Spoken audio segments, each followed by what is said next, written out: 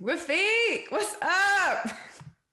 How are you doing? I mean, you already said that. You know what how I've been answering that question recently is I just say I'm good in other things, where I'm not really lying, Yeah. and it's vague enough to where like I don't really need to get into all my business, you know? I mean, that is a perfectly um, meaningful and yet like unburdened encapsulation. Like you're like, you're sort of like you can know, but you don't need to know. Mm-hmm. Mm-hmm. Yeah. Um, Yeah. I'm And I think it's kind of where we're all at too, in a way. Good and well, maybe not everybody is good. Maybe a lot of people are also just in the and other things category. yeah. Probably it Yeah, I too. guess it could be I'm good or other things. Or other things. You'll have to guess based on this Which will conversation. it be? Um, I I just need more coffee, I think, but it's like way too late to have more coffee. So for me anyway, Where are you right now? I'm in Brooklyn, but like I can't drink coffee. If I drink coffee at 4, I'll be up till 4. Yeah. Which is not necessarily a Yeah, I bad feel thing, that. but it is not in this case what I would like to do. Um, Yeah. but how are you in this particular moment of like post New York heat wave? Are you in Brooklyn? Actually, right now I'm in Portland, Oregon. I got here a couple days ago. Oh, nice. Yeah. So I'm here doing an artist residency with a choreographer, a friend of mine, Will Rawls. Mhm. And it's really wonderful to be here because I used to live here. I lived here for 11 years and then I only moved to Brooklyn just like 5 months before the pandemic started. Good So this is my timing. first time. Yeah, right? I mean, I say this a lot with everything that happened. I don't regret moving to New York. Like even being here and coming to a a city, the first city that I ever chose to live on my own, and being in a place that was like familiar on my own accord through my own like cultivation of having a familiar relationship with the place that I really wanted to move to. Um, I still miss Brooklyn. I still miss my apartment. I still miss my Mhm. neighborhood and getting back into um, socializing and building community that had been super slowed throughout the year. But it's been it's been particularly meaningful to find connections with people through music throughout the pandemic and collaboration and these like Zoom connection things, Yeah. like letting Zoom be the replacement for like the thing because it's all we have available. And it's just so interesting getting to know you and Ryan and Ian in the context of all of this separation and making this music together and still sort of feeling like, hey, I know y'all, but like, do I? It's like I don't, but like enough to just let it be satisfying, I guess.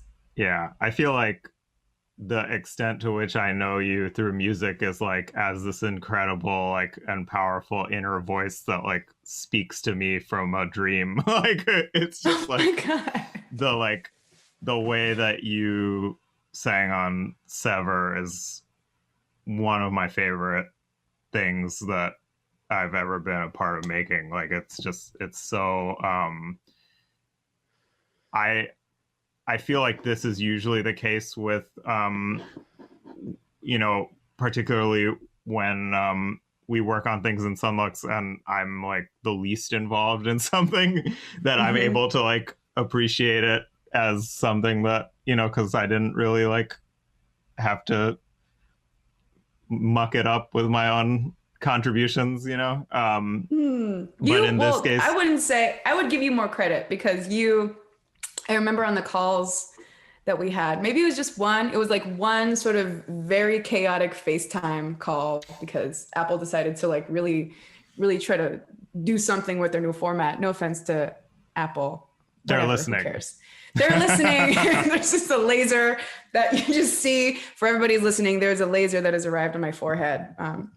All of them, like Apple and Zoom and all the other like technological overlords that are like consciously monitoring this conversation of all of the conversations that are happening on their platforms right now. They're all in their own Zoom group chat, and we're like this shared screen thing, and they're all like kind of looking at each other, and they're like, "Oh man, Tim Cook's got like a different thing on the wall today. Like he's, you know, he's like low key just dog is barking." Alive still? Oh wait, no. Am I getting confused with which leader of Apple is no longer living? This could get really dark really fast. Yeah, let's I don't want to spiral this down into okay, cool. Let us digital rise. Tech chaos. But what I was going to say, what I was going to say is the things that you were saying and the directions that you were suggesting in the call were like totally. It was like how you speak about music and your ideas. It's like they're being translated from like an infinite world inside of yourself, and that world is like this like expansive universe, and you're inviting us in it when you're giving suggestion, or when you're like talking about how music makes you feel, or when you're talking about what you want to create. And I was like blown away with how you were expressing and phrasing some of the directions that the textures could go in certain parts of the song. So, you know, you can give yourself some more credit, you know. It's okay. No, it's not like that. Like I guess what I'm saying is like the way that your singing feels is like what you just described. Like when you're saying like there's like this infinite world, it's like, I feel like listening to your voice in that context and other contexts, the sort of that infinite is a good word, because there's this sort of like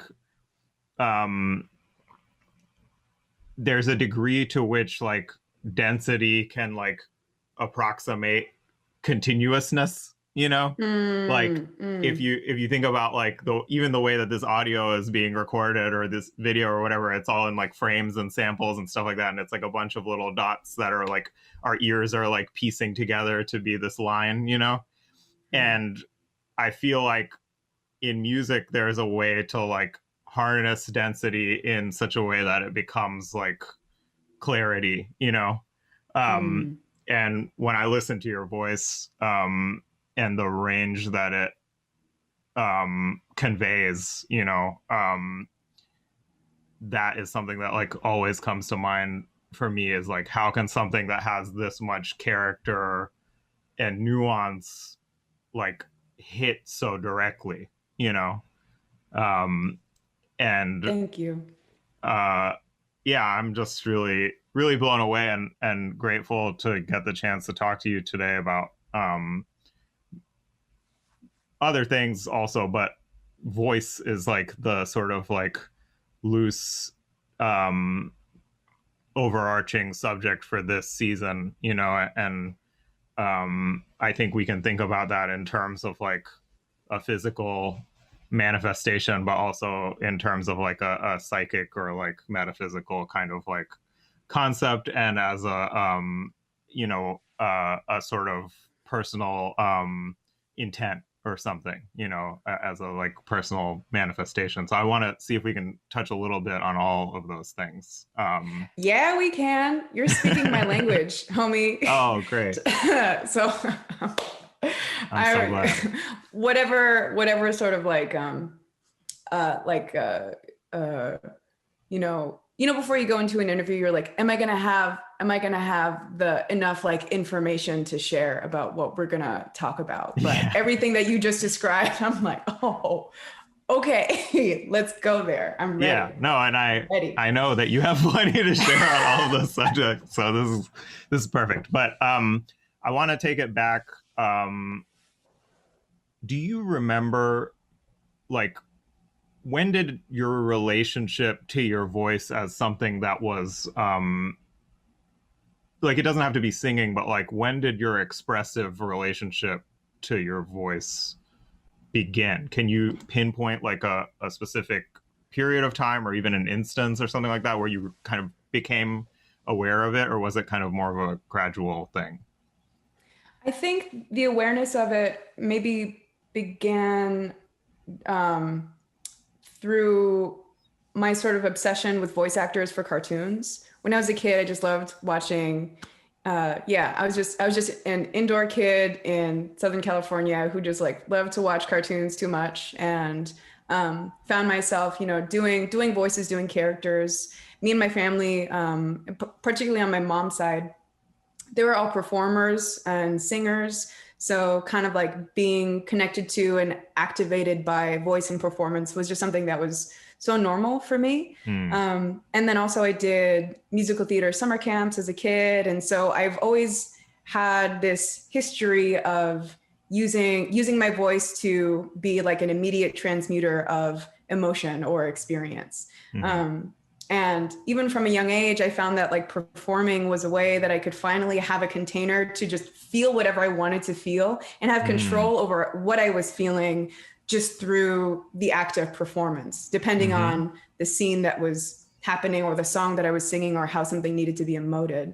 And for whatever reason, I was just always very like I said, activated to that process. So I think the it wasn't as much of a concrete awareness because it's just like, it's just play, like you're just doing something simply because you like doing it. And it's this passion that keeps falling out of you. And then you just keep following it just because, without any desired or attachment to outcome. It's just like the doing of the thing is the thing that feels good. So you just keep doing it. And it just so happened that I kept on doing it in this particular way with exploring different sounds and voices and impressions. And I think it was probably doing impressions of cartoon characters and of different singers that allowed me to play with my range.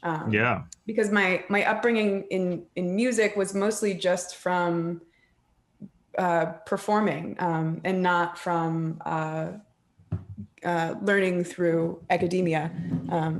But nonetheless, it's still practice. And that's something that you get to do in academic settings, having that time, that space carved out to just focus. And I just sort of did that in a more like non-linear way. Yeah, no, I mean, it shows. It shows in the best of ways. In the best of ways. Cool. It shows that that time has been sort of, it stretches back far. But I wonder, one of the ways in which we were just talking about, like the concept of voice is like sort of as this like manifestation of intent or of like a sort of personal sort of a communication of personhood and of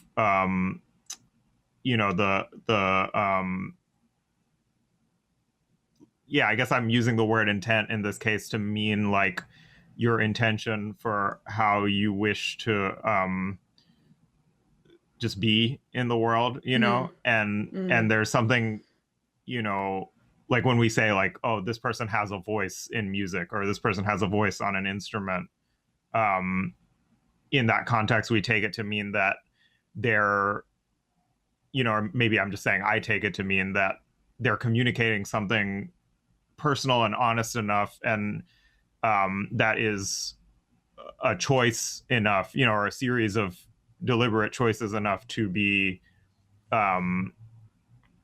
sort of perceivable as at least a version of this person or of a concept that you as a listener might take away for who this person is and what they're about, and when we talk about impressions and, I mean, like a lot of, like all of us and a lot of creatures in the world, like learn through this sort of like trying to approximate the behavior or the, sort of way of carrying oneself that you see in like other people or, and I just wonder like whether because on the one hand, like when you do an impression, you're like specifically emulating something that's outside of yourself. You know what I mean? Like you're like changing yourself in order to fit the your perception of like the voice of somebody else, and I feel like in your music and in the presence that you bring to the music of others, that there is this range that like it makes sense when you say that, because it feels like it could have only come from reaching beyond, like there's a version of becoming oneself that involves reaching beyond where one imagines oneself to be centered, like you're like, you have to push outside of yourself or beyond the kind of confines of what you could expect from yourself in order to get to something, and that's how you grow on some level. But like, do you feel at all as though to this day, in terms of like how you use your voice to explore the many different sides of yourself, do you find yourself thinking about that at all in relation to that early sort of like, doing impressions of other things and like sort of imagining yourself to be something else? Or is it actually just that it's so incorporated into like a personal multiverse that like it is just different sides of how you perceive yourself? Right. I'm sorry, that was a very long-winded question, but I don't know how to ask it with too many fewer words. No, I was vibing out. I was like, preacher, preach, here you are. No, I love that question. It kind of rings deeply with a lot of questions I had about what are the limitations of self, particularly myself, because this is the body that I am inhabiting with the history that I have lived, and the people that I've met and all the people that lived and died before me for me to even be embodied with all of this history. So I think often when I'm performing, there's parts of me that come through that I don't even really recognize, but I don't think my lack of recognition of them doesn't mean that it is not of me. I think there is just a part of me that has removed an awareness of who I think I am in order to let this other aspect come through. And so I think in building a practice of doing that enough, I get to play and find other aspects of myself that I think are also that other people experience in aspects of themselves too. So I think maybe because of that, there's people that they can find their own, there's like I try to build this sort of natural empathetic quality in the way that I sing, that people can really understand what I'm feeling just on how I'm expressing something. And I understand that through like exploring the multiverse of who I am and how that intersects with everybody else in the world. Sometimes I do these workshops, these like vocal embodiment workshops, but it's low key therapy. But because I'm like a performer, it's like a workshop, but I build this exercise where you say a word or phrase, and I'll use I love you as an example. You say I love you 3 times out loud, 3 times in your head, and 3 times in your chest. And when you're saying it in your chest, it has no word, it has no shape, it is only feeling. And it's almost as if you are transmitting the phrase I love you to a being that doesn't know written language, it doesn't know spoken language, it only knows this like emotional telepathy. So so in the workshop we go through these 3 transitions, I love you, I love you, I love you. For people listening, I was gesturing around my heart center to convey I love you as an emotion. And so, going through these a few times and then eventually staying in that feeling of just, I love you, just contained as an emotion, purely as an emotion. And then staying there as long as you can. And then begin to hear like a buzzing or a vibration or a sound. And then singing that note, and then beginning to sing exclusively from that emotional place, which is that place that I understand to be of freedom, of play, of passion, of limitlessness, because the logic and analysis doesn't really exist in the sort of like the fantasy of emotion. There's not as many boundaries for like what things should mean, how things should look, how things should feel. Those thoughts may arise because obviously all these parts of us are kind of inseparable, unless you're like a monk somewhere, just like, going hard on like meditation all day and like do that. But that's not all of us, and it doesn't need to be. But so in the exploration of just coming through the purest expression of emotion that we are able to cultivate, that gives room for me to like find all these different aspects without really without space for doubt or judgment. Yeah.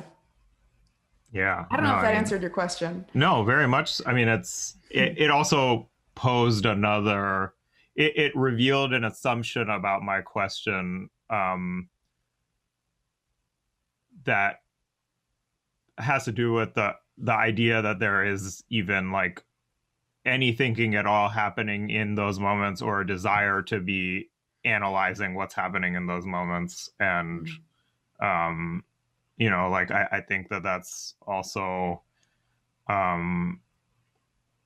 it kind of gets at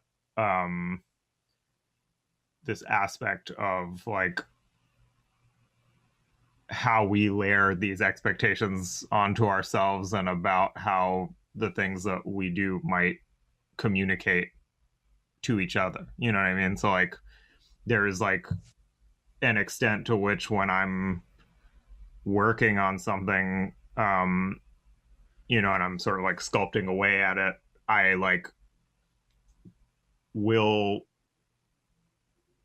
there's a degree to which I might be thinking like, okay, I want this moment to, really kind of get small and hollow in the center, so that when this event happens that like is coming next, that it has this perceptual contrast to it or something like that. Like I might be like in tune with the way that I want myself to feel as a result of like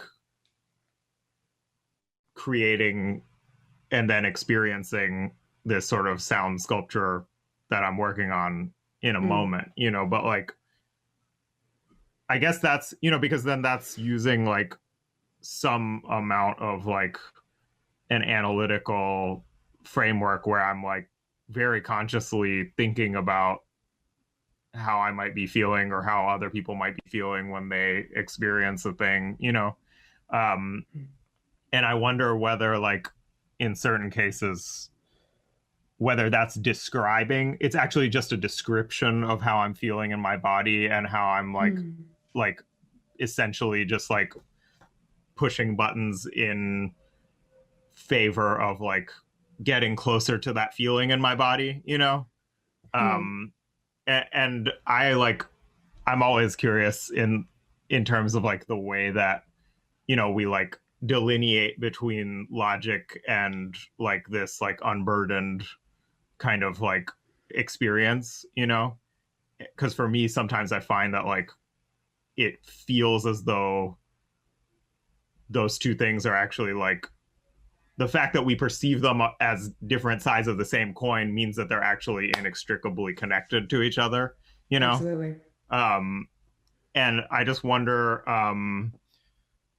how over time, like, you said that this kind of started from this, you're by this I mean your experience of the sort of range of possibilities of your voice as an expressive device began with like impersonating like different cartoon characters and stuff like this. But like, at what point do you feel like that exploration of things that were outside of yourself started to become a realization of, you know, the limitlessness of what was within, kind of? You're such a good interviewer, Rafiq. You ask Am such good I? I just feel like questions. I like talk too much. No, you do it. No, I think you're asking questions that are outside of questions that I would be asking myself. So I appreciate that. What's your song of the summer, Holland? I'm just kidding. What is it? Can I answer that question? Yes, and then please do. Actually, I really want to know. Okay. I actually have to think about it. My song of is it summer? I guess it's spring. Whatever. Who cares? My song, a song that I've been listening to on repeat. Oh my God. It's not that fun. Well, I'm like a repeat song person. I will listen to drones that I make to help me just like cope with being out in the world. I have this drone where it's just like a stack of like white noise and just like legato trombone, tonal clusters. And that's a really nice like orchestration. Yeah. Yeah, thanks. And with some like synth, like sine waves, just sort of like twinkling, doing some stuff. And that's sort of like my therapy sound that I listen to when I'm on the train. And I can't, if people are like talking around me or chewing, I become enraged, and it's nobody else's fault. So this is something that I have to listen to as like my way to just like be able to be functional when I'm commuting. So and I feel that on a very deep level, because like, yeah, in order to do this, you're basically training your ears to be ultra sensitive. And then when you go out in the world, and especially if you're in Brooklyn or something like that, like it's just it's an onslaught. Like it's like so much information. And if you are still in the mode of just like perceiving every detail of everything, it's like, it is enough to drive you nuts. Like, you know, I relate super hard. I can't, I have a really hard time without myself. Maybe I need to start listening to like sine waves in ear monitors or something when I go outside. Yeah, you know, I can send you this drone if you please do. I can send it to you if you're curious. It's really like kind of, it's soothing and pretty, and it's enough density to just keep everything out, you know? So it's good if you're particularly sensitive. Yeah, no, that's amazing. I gotta get that from you. But yeah, going back to what I was saying, like when you there had to have been a certain point as you were starting to see that these explorations of things outside of yourself were actually like ways of extending yourself. Yeah. So I think the best way I can think to answer that is at some point in writing and performing music. For a long time, I wrote and performed songs under the stage name Like a Villain, particularly when I lived here in Portland, and then started going officially as Holland Andrews, which is my birth name, when I moved to New York. Just for ease and consistency with the rest of the stuff that I was going to be doing. But there was a point where, in just playing house shows and venue shows, and sort of feeling like there was a role of musician that I needed to play, and just writing songs and performing songs, and kind of thinking this is where my analytical mind was kind of a limitation for me, where I thought that my identity as a musician had to look a certain way, that it should be something. And that just wasn't really doing it for me, because I felt too much to kind of confine myself to just a certain way of expressing and writing and performing music. And then when I started to feel more confident, that's where I began to actively integrate these other aspects of myself in my songwriting. And I think the one of the biggest epiphanies in really just being like totally integrative of doing every single thing that I wanted to do as a performer and as a singer was right before I moved to Brooklyn. I was playing the opening of this festival. It's the TVA festival in Portland. And it's this really incredible performance art festival. They have performance art, dance, music, workshops, all kinds of things. It's a really beautiful festival. I was playing the opening and I was going on a walk, and then I heard this sort of like intuitive voice just say, you get to be whatever you want. You get to be whatever you want. You're not just a musician. And then I really found this sort of opening where I was like, oh, well, I can just, there's no rules.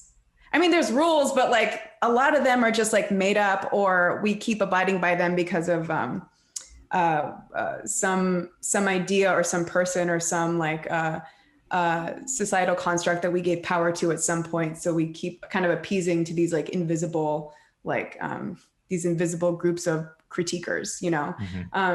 But I think I found there was this opening in me where like that didn't matter to me anymore.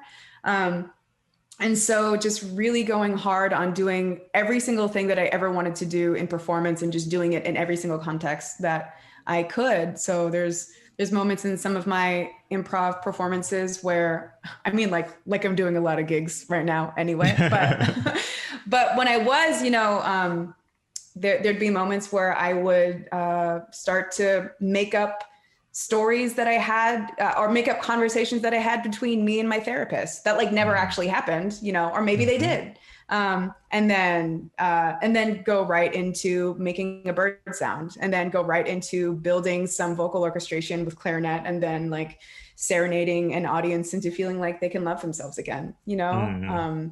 I think for me, it was just recognizing that it wasn't necessary for me to just play like I was one thing anymore. And that was a really defining moment. And that was only just at like the most kind of clear, effective application of that epiphany began at the end of 2019. And I think there's a lot kind of happening in my own personal, emotional, spiritual life evolution that led to that kind of breaking point or that opening. But I think that's when it was the most clear, and when I put it into the highest of use.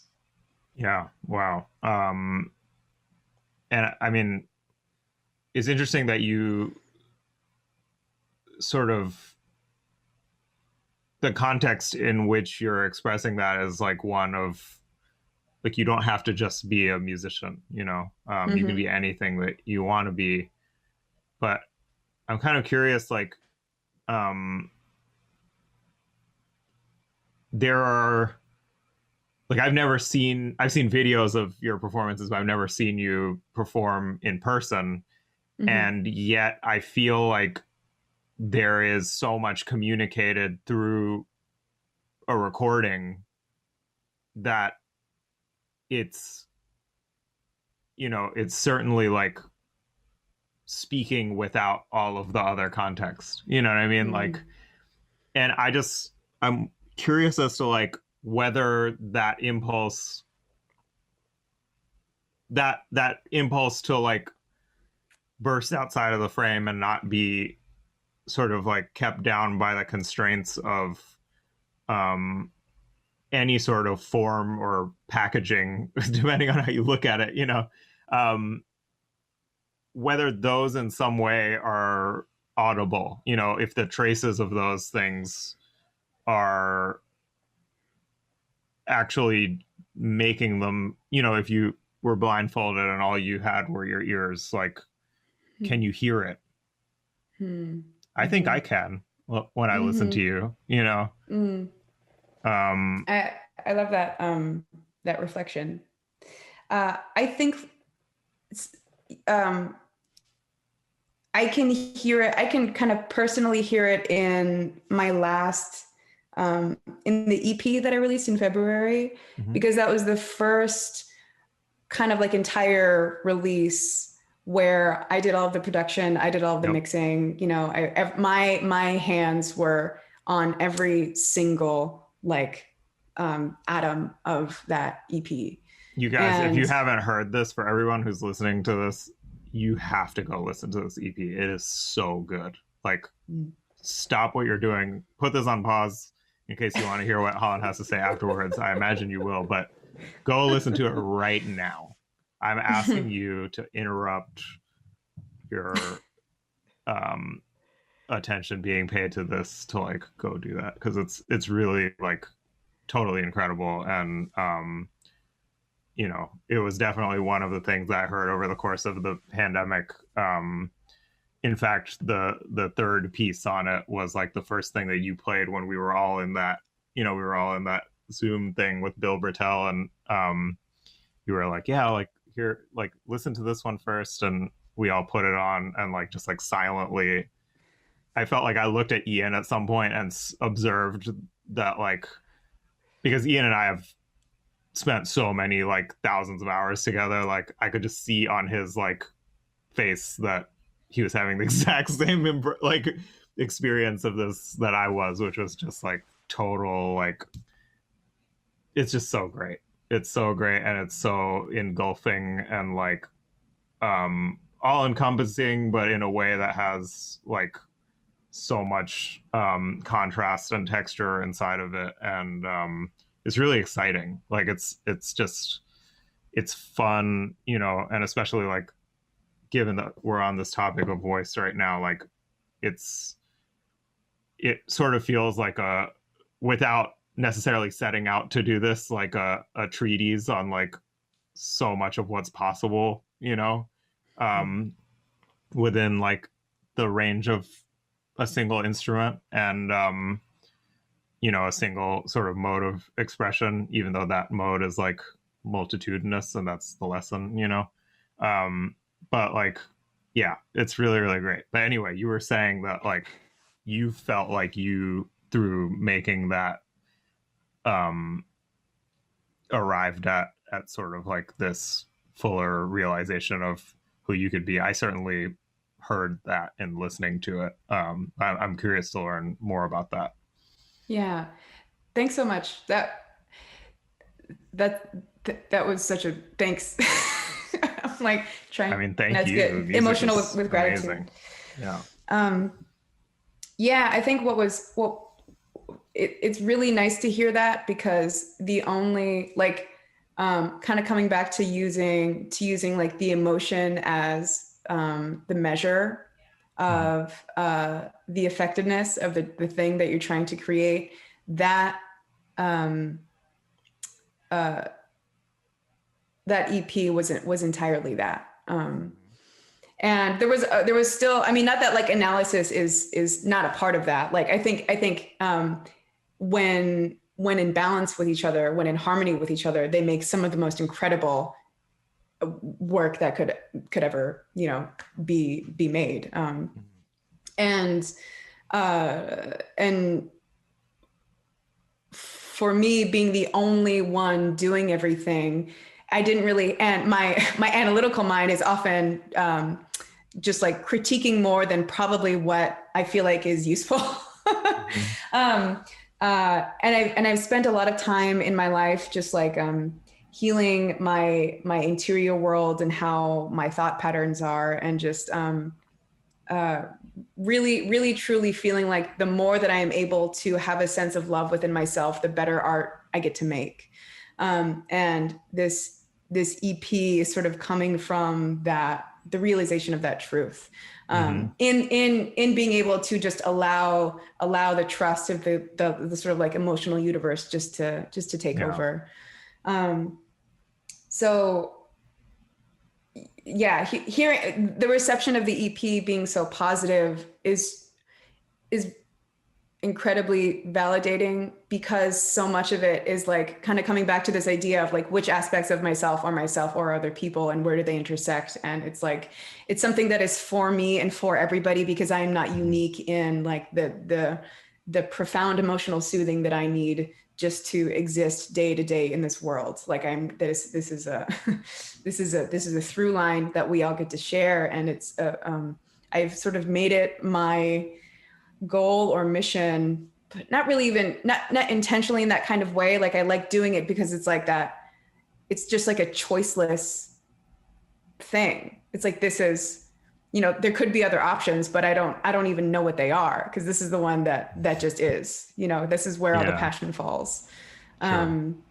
And there is, there are lots of stuff in that EP where I'm like, I don't know if this is going to work. Like the last song is just me singing a cappella into my iPhone with like some processing on it. And then like, but whatever, this is what I want because I like how it makes me feel.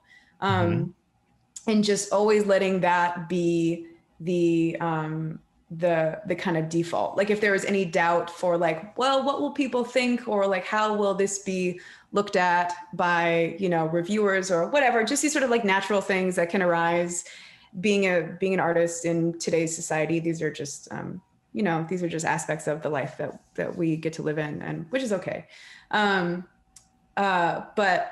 But coming back to the default of like, okay, well, I don't really know what like, I just know I'm just going to tweak and cultivate and make until I have the most effective execution of the feeling I'm trying to create. And the way that I understand that is by the amount of presence I feel while I'm listening to the thing that I'm making. If I'm not like, if I'm not thinking about something else or like wondering if like something else should go here, if I feel whole and complete emotionally in making of the thing, you're nodding your head because you get it, because I hear it in what you make too.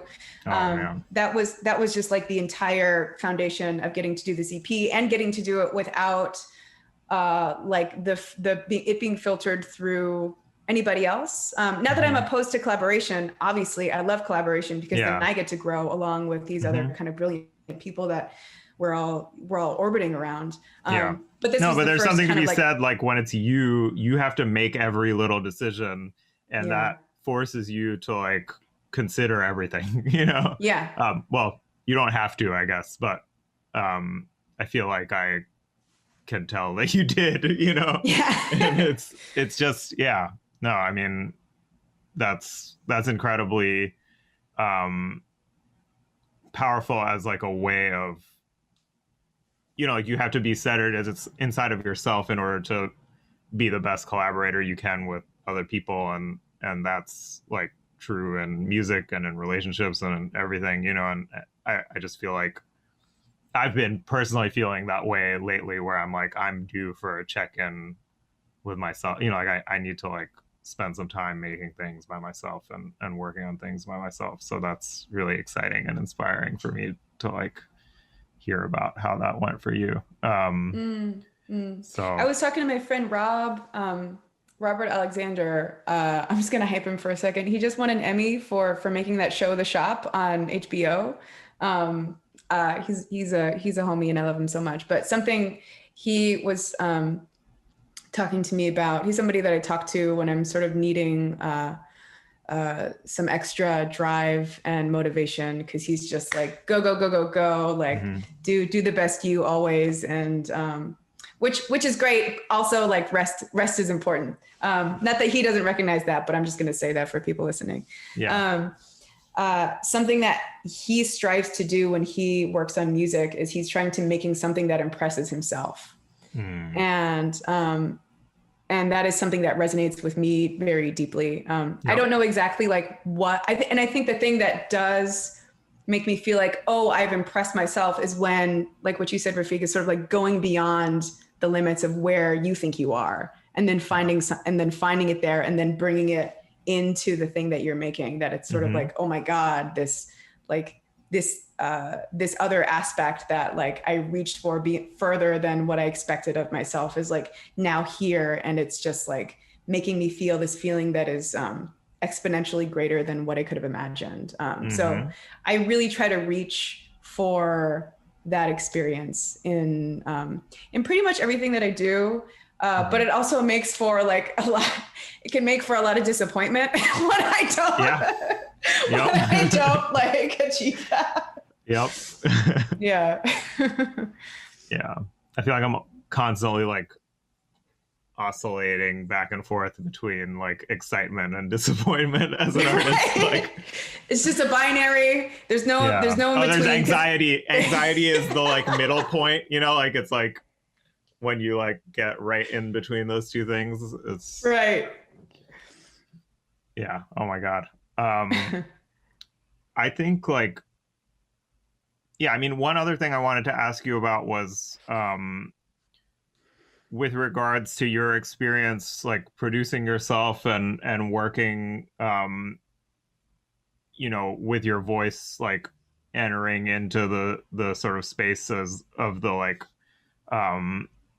you know, digital world of like,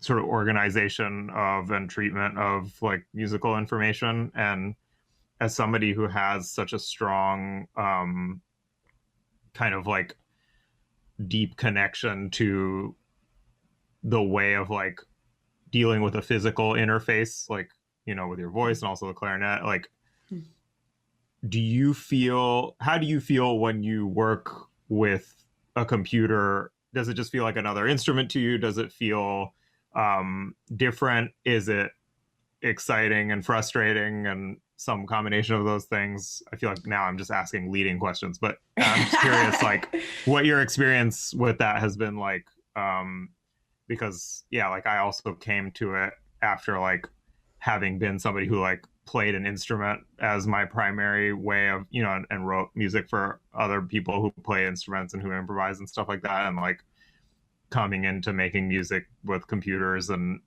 using this more sculptural kind of like you know, longer time scale approach to making things. Like I'm just curious like how it's felt for you, and you know, whether that's changed since you started or anything like that. Yeah, so like a lot of people, we who do music, who primarily did like performing live was like, you know, their thing. That was mostly my thing. Doing production on a computer all on my own was not something I really did since like my GarageBand days when I first started to write music. It was actually using GarageBand in like 2007 when I even, you know, knew that I could make anything, because I only ever played monophonic instruments. I sang, I played clarinet, and, you know, I used to play tenor saxophone. And I feel like your singing at least challenges the notion of the voice as a monophonic instrument at times. At times, yes. Yeah. At times, but I'm not like building chords and going through, you know, modulations with, I mean, I know what you mean, but I'm just saying like there is some stuff in there. There is some stuff in there. But in playing around with GarageBand and just layering voice and, you know, clarinet or saxophone, that was my first introduction to using production. But but once I began performing live and using loop pedals and building samples with the loop pedals and then triggering them, and you know, I used to play with like a glockenspiel. I feel like if anybody's listening to this who used to see me perform when I lived in Portland, my heart goes out to you, and I love you so much if any of you were ever there. Oh my God. I think Ian saw you play in Portland, right? Like, oh my God, he did. Yeah, like, he did at Mississippi Studios. He said it was amazing. I feel like he actually like maybe texted Ryan and I when that like when he was at that show and was like this. Oh, really? Yeah, I think so. Oh my God, that's so cool. Yeah. That's so funny. You never. I have a terrible memory, but he mentioned it recently, and I like vaguely remembered it. So how funny. Yeah. I always wondered how y'all first heard about me, because one time I made a tweet doing an impersonation of Ryan's voice, but this was before I knew y'all. Really? I need that. I really it was like need that. I tweeted, no one thinks no one thinks my Son Lux voice impression is funny. And then he responded saying, try me. And then I thought that was like, you know, on Twitter, I was like, oh my God, Ryan from Son Lux just added me. Oh shit. Yeah.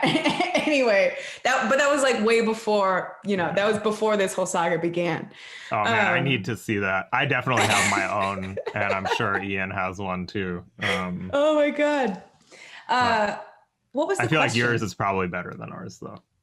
If you could, I can't wait till we're just all in a room together and then we could just do it in front of him and then he could feel, hopefully, that hopefully he'll think that it's funny. He's definitely heard mine. He's heard mine for sure.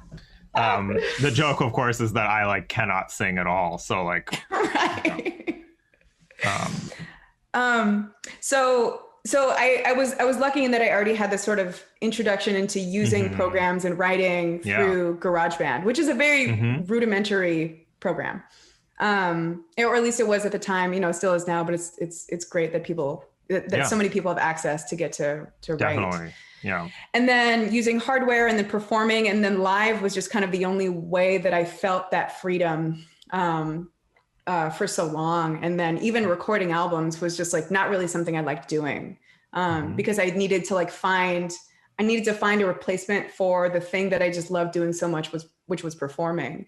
And that, you know, that was a rough process for me, especially when I was younger and more insecure. And so, yeah, during the pandemic, got more acquainted with using Ableton. And I think the hardest part for me with this program that can just do pretty much everything and knowing nothing about it was like, well, what is my entry point? Like, how do I start?